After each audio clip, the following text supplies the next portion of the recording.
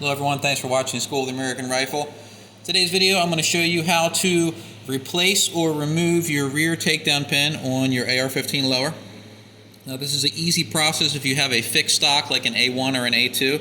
On those you simply remove the screw from the fixed receiver extension or buffer tube and you slide the stock off, and then your detent assembly will be loose and you can just take that out and remove the rear takedown pin. But when you're dealing with a collapsible stock receiver extension or buffer tube, you have the buffer tube or receiver extension, you have the capsule nut, and your rear end plate. Your rear end plate, if it's installed properly, should be staked. And if you don't want to remove the staking that you've done, if you've done it right, then you don't want to have to take this assembly off to change this piece out. Now, you may have damaged this piece, maybe it's rusted, maybe you want to put something that's lighter in there like titanium pins to make your gun a little bit lighter. Whatever the reason, if you want to put something that's more flashy, if you have to get this rear takedown pin out, it's called for in the military manual. So I'm going to bring the tool over, or the book. This is the Army TM 1005 319 23MP manual. People just call it the 23MP manual. But this is the technical manual for the M16, M16A2, M16A3, A4, and the M4 carbine, also the M4A1. So pretty much every variant of the AR. In the book, there is a section where they talk about fabricating tools. And in the book, they talk about fabricating a tool to remove the rear takedown pin, and they fabricate it from a 1/16" socket head screw key, 1/16 Allen wrench. There's actually an NSN number for it, but all the dimensions are shown basically how you're going to modify it. Now if you don't want to modify one, you can buy one of these tools from Brownells. They sell this in Brownells. I think they cost about $5. Here is the tool, and basically it's just ground right there on the edge.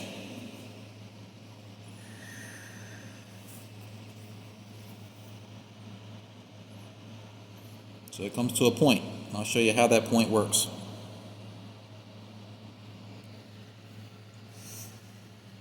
Alright, I'm going to set the book off to the side. You can find that manual all over the place on the internet, so if you want to read some technical information about the AR or M16 or M4, the book is fantastic, but it's made for military armors. Now there are different ways you can try to take this out. Some people will attempt to use a jeweler's screwdriver, and what they'll try to do is you're going to go into this groove here. That's how this pin is held in. It's captured so it won't come out.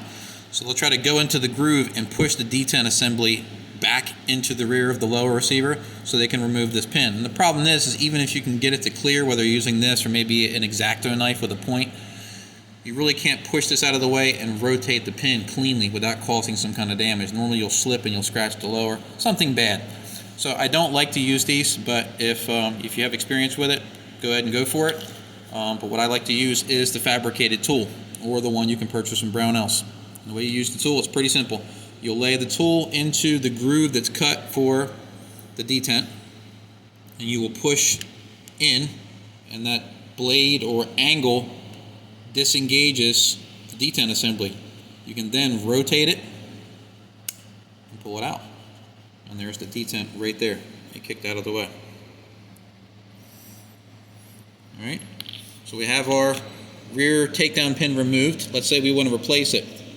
Now if you're going to replace it, you should have something to replace it with, and this is what you're going to do to replace the pin. You have to be able to push that back into the hole. It's pretty hard to do if you're just trying to use some kind of tool to push it out of the way. It's going to slide all over the place. You're going to scratch stuff up more than likely. You can try to use needle nose pliers and pull that back, but again, trying to get it all the way back with needle nose pliers, very difficult to do. So what I advise people to do is to take the old pin that they took out, and this is a worn pin. Let's say I wanted to put this in. This is the one that I pulled out. But we're going to put it in the other side of the lower. We're going to push it up against the detent assembly. Now what we're going to do is use that blade, and we're going to push on this. While we're pushing on this detent, we're trying to put a little bit of pressure on this so it has some resistance. So we're going to push this back a little bit, and you can see that it's not moving again. That's because I'm using the other takedown pin as resistance. And then I can switch around if I want to get a better bite on it. See, I'm still pushing it back, and you can get it almost all the way out of the way. I don't want to push it all the way through. Now I can take my other pin. You can see that it's retaining it. I'm going to take my other pin. It doesn't matter how I put this in, but I'm going to keep tension like I'm trying to force these two pins together. I'm going to push it in. My other pin falls out, and then you simply rotate this pin, click, go back into play. So that's how you replace your rear takedown pin assembly without disassembling the lower receiver. Hope you found this video educational, and thanks for watching.